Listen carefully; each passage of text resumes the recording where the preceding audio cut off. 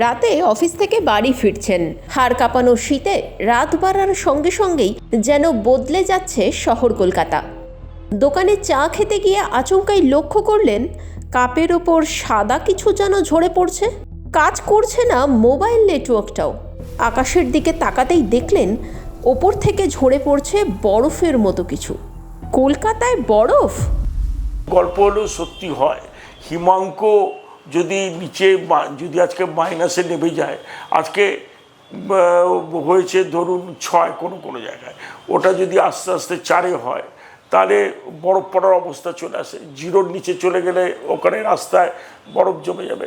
আজকে দার্জিলিংয়ে 4 হয়েছে, তার সাথে যদি তুষারপাত শুরু হয়, মানে বৃষ্টি যেভাবে ঝোড়ো হাওয়া শুরু হয়, তাহলে বরফটা জমে যাবে। এবং কথা হচ্ছে যে কোনো কিছুই অবাস্তব না।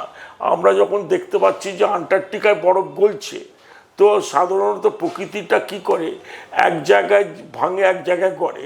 কোনো জায়গায় গ্রিনল্যান্ড, সেখানে ধরুন যদি সবুজ না থাকে সেখানে ওরা সবুজ করে দেবে। আবার কোনো জায়গায় ডেজার্ট আছে সেখানে সবুজ, তো ভাঙা গড়া চলতেই থাকে। তো আজকে বরফ পড়ছে না, কালকে বরফ পড়তেই পারে, কোনো অস্বাভাবিক কিছু না।